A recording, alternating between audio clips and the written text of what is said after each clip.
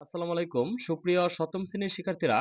আজকের এই ভিডিওতে আমরা দেখব যে তোমাদের সপ্তম শ্রেণী বার্ষিক পরীক্ষার তথ্য ও যোগাযোগ প্রযুক্তি এই সাবজেক্টের সুপার সাজেশন।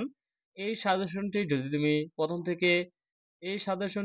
তুমি প্রথম থেকে লাস্ট পর্যন্ত দেখো, আশা করি তোমাদের পরীক্ষার মধ্যে 100% কমন আসবে ইনশাল্লাহ। প্রথমে আমরা শুরু করব। দেখো, তোমাদের বার্ষিক পরীক্ষার প্রথম অধ্যায় নেই, যেহেতু আমরা তৃতীয় অধ্যায় থেকে তোমাদের এই সাজেশনটি দেখি। তৃতীয় অধ্যায় হচ্ছে যে নিরাপদ ও নৈতিক ব্যবহার। যে এই অধ্যায় থেকে আমরা যা যা পড়ব, প্রথমে আমরা বহুনির্বাচনী প্রশ্ন দেখে নেই। যে পৃথিবীর সকল কম্পিউটারগুলো কোথায় যুক্ত আছে, এটি হবে যে ইন্টারনেট।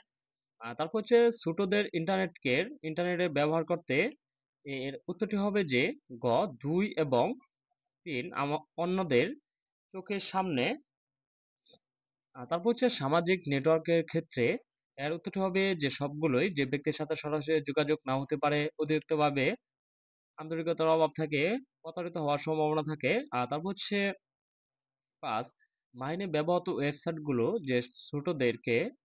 যে 5-এর উত্তরটি হবে যে ঘ, যেমন 2 এবং 3। আর তারপর হচ্ছে 6 কত সালে গেমে আসক্তির কারণে নিজের সন্তান বিক্রির অপরাধে চীন দেশ থেকে দুজনকে গ্রেফতার করা হয়, এটি হবে 2009। এমএমও এর পুনরূপ কি? এর উত্তরটি হচ্ছে যে মিসিবলি মাল্টিপ্লেয়ার অনলাইন গেম। যারা খুব বেশি ইন্টারনেট ব্যবহার করে তাদেরকে কি বলে? তাদেরকে বলে LAD, IAD। এখন দেখো, IAD এর পুনরূপ কি? Internet addiction disorder. তারপর হচ্ছে সামাজিক যোগাযোগ নেটওয়ার্ক কোনটি? এটা হচ্ছে যে টুইটার। এটি হবে যে সামাজিক যোগাযোগ নেটওয়ার্ক কোনটি? কম্পিউটার আসক্ত হলে ক্ষতি হয়। যে ক্ষতি হচ্ছে যে কার্যক্রমে, লেখাপড়ায়, স্বাস্থ্যের সব দিকে এই ক্ষতিটি হবে গ, যে সবই ক্ষতি হয়। অতিরিক্ত ব্যবহার ফলে আমরা আসক্ত হতে পারি। এর নিচের উত্তরটি হচ্ছে যে সবগুলো, যে ইন্টারনেট, ফেসবুক, কম্পিউটার গেম। মানুষের জীবনযাপন কয় ধরনের সম্পদের প্রয়োজন? উত্তরটি হচ্ছে 2 ধরনের। সৃজনশীল সৃষ্টিকর্মের কপি বা পুনরুদ্ধারের যে অধিকার সংরক্ষণ নিয়ে তৈরি আইনকে কি বলা হয়? এটাকে বলা হয় যে কপিরাইট আইন। 1662 সালে কপিরাইট আইন সর্বপ্রথম কোথায় প্রণয়ন করা হয়? এটি হচ্ছে যে যুক্তরাজ্যে।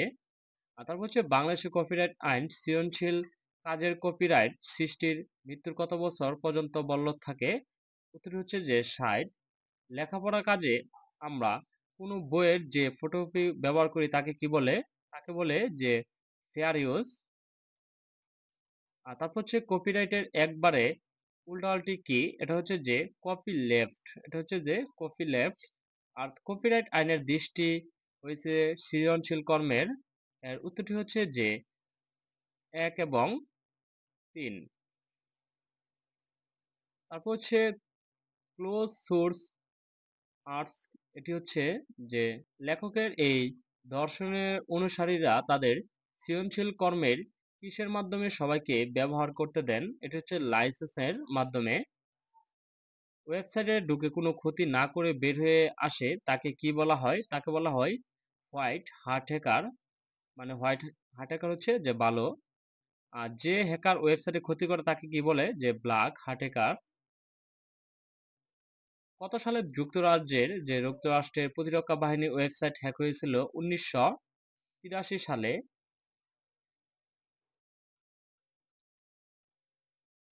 তারপর আমরা দেখে নিই সংক্ষিপ্ত। ইন্টারনেট অপরিচিত কাউকে নিজের ব্যক্তিগত তথ্য দেওয়া উচিত নয় কেন? ব্যাখ্যা করো। কম্পিউটার গেম আসক্তি ও সামাজিক নেটওয়ার্কের আসক্তির মধ্যে তুলনা করো। কম্পিউটার গেমের আসক্তি মাদকাসক্তির মতো ব্যাখ্যা করো। ইন্টারনেটের মাধ্যমে মানুষ কিভাবে প্রতারিত হতে পারে বুঝিয়ে লেখো। কম্পিউটার আসক্তির কুফল লেখো। সামাজিক যোগাযোগ নেটওয়ার্ক সম্পর্কে লেখো। কপিরাইট আইন কি? ফেয়ার ইউজ বলতে কি বোঝায়? এটি তোমাদের সংক্ষিপ্ত প্রশ্নের জন্য কমন উপযোগী প্রশ্ন। যে কপিরাইট আইনে প্রয়োজনীয়তা উল্লেখ করো। হ্যাকার কি ও কত প্রকার? এটি তোমাদের আসতেই পারে। হোয়াইট হ্যাকার, ব্ল্যাক হ্যাকার এর মধ্যে পার্থক্য কি? লেখো। এই দুইটি তোমাদের আসতেই পারে। আমি 3টি স্টার মার্ক দিয়ে দিয়েছি। আর তারপর দেখবো আমরা যে অধ্যায় নং 4 ওয়ার্ড প্রসেসিং। বহুনির্বাচনী প্রশ্ন যে কম্পিউটার লেখালেখি কাজ করা সফটওয়্যার কোনটি? এটা হবে যে ওয়ার্ড প্রসেসিং সফটওয়্যার। আর তারপর হচ্ছে ওয়ার্ড প্রসেসিং ব্যবহার করে লেখার জন্য কি প্রয়োজন? এটা লেখার জন্য আমাদের কিবোর্ড প্রয়োজন। ওয়ার্ড প্রসেসর কি? এর উত্তরটি হচ্ছে যে ওয়ার্ড প্রসেসর একটি সফটওয়্যার। সর্বপ্রথম বাংলা টাইপারের জন্য বিজ্ঞানসম্মত কিবোর্ড লেআউট তৈরি করে কে? এর উত্তরটি হচ্ছে যে মুনির চৌধুরী।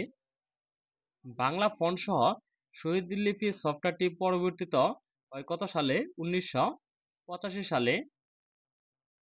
কোন সাল থেকে ইন্টারনেট ব্যবহারকারীর সংখ্যা বাড়তে থাকে? এটা হচ্ছে যে 2000 সাল থেকে। অব্র সফটওয়্যার পরিবর্তিত হয় কত সালে? যে 2007 সালে। বাংলা সফটওয়্যারে কোন ফন্ট নির্বাচিত করতে হবে? এটা হচ্ছে যে সুতুনি এমজে। ডকুমেন্টে ভুল ভ্রান্তিগুলো ঠিক করার কাজটিকে কি বলা হয়? এটাকে বলা হয় যে সম্পাদনা। লেখা বোল্ড করতে যে নিচের কোন কি দুটি ব্যবহৃত হয়? যে কন্ট্রোল ডি।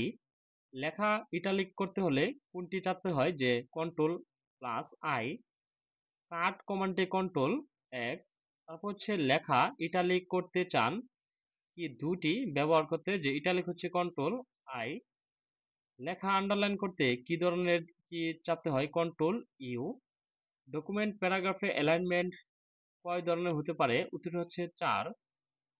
জাস্টিফাই কমান্ড দিলে অ্যালাইনমেন্ট কোন দিকে হবে? সব দিকে সমানভাবে থাকবে, মার্জিনটা সব দিকে সমান হয়ে যাবে। তারপর আমরা দেখে নেই যে তোমাদের যে সংক্ষিপ্ত প্রশ্নগুলো। ওয়ার্ড প্রসেসিং বলতে কি বুঝো? বাংলা কিবোর্ড কি এবং উৎপত্তি সম্পর্কে লেখো। অব্র সফটওয়্যার জনপ্রিয়তার কারণ উল্লেখ করো। ডকুমেন্টের সম্পাদনা বলতে কি বুঝো? কাট এবং ডিলেটের মধ্যে পার্থক্য লিখো। ডকুমেন্ট অ্যালাইনমেন্ট কি? ডকুমেন্ট ব্যবস্থাপনার কাজগুলো কিভাবে করতে হয় উল্লেখ করো। কিভাবে ডকুমেন্টে প্রিন্ট বা মুদ্রণ করবে বলো। ডকুমেন্ট ফরম্যাট এর কাজগুলো লেখো। ডকুমেন্ট ফরম্যাট যে কয়েকটি কাজ উল্লেখ করে এদের কিবোর্ড কমান্ডগুলো লিখো। এটি তোমাদের কমন উপযোগী সংক্ষিপ্ত প্রশ্নগুলো। তারপর দেখবো আমরা পঞ্চম অধ্যায় শিক্ষায় ইন্টারনেটের ব্যবহার। এই অধ্যায় থেকে আমরা দেখে নেই যে প্রথমেই দেখে নেই যে এনসিটিবি পুনরূপ কি? এটা হচ্ছে যে national curriculum and text board. National curriculum and text board. আর তারপর হচ্ছে মাধ্যমিক শ্রেণী ও মাদ্রাসা শ্রেণীর পাঠ্যপুস্তক কোন ওয়েবসাইটে দেওয়া হয়? এটি হচ্ছে যে এনসিটিবি। আর তারপর হচ্ছে নিচের কোনটি পাঠ্যপুস্তক সরবরাহকারী ওয়েবসাইট? এটা হচ্ছে যে উত্তরটি হচ্ছে খ। আর তারপর হচ্ছে ইন্টারনেটের সাহায্যে এই কাজগুলো হচ্ছে যে পাঠ্য বিষয়ে সহায়তা পাওয়া যায়, ভর্তি কার্যক্রম সম্পাদন করা যায়, অনলাইনে ক্লাস করা যায়। ওয়েব পেজ থাকতে পারে। ওয়েব পেজে আমাদের অডিও ভিডিও সবগুলোই আমাদের ওয়েব পেজে থাকতে পারে। আর তারপর হচ্ছে ইন্টারনেটের মাধ্যমে বড় বড় বিশ্ববিদ্যালয়ের যে ওয়েবসাইট ওতে পাওয়া যায় কি কি পাওয়া যায়? এখানে শিক্ষকদের লেকচার নোট, অভিজ্ঞ শিক্ষকের পরামর্শ, ভর্তি বিষয়ক তথ্য আমরা পেতে পারি। আর তারপর হচ্ছে পরীক্ষার ফলাফল জানার জন্য কোনটির ভূমিকা গুরুত্বপূর্ণ? এটা ভূমিকা ভূমিকা হচ্ছে এটার যে ইন্টারনেট।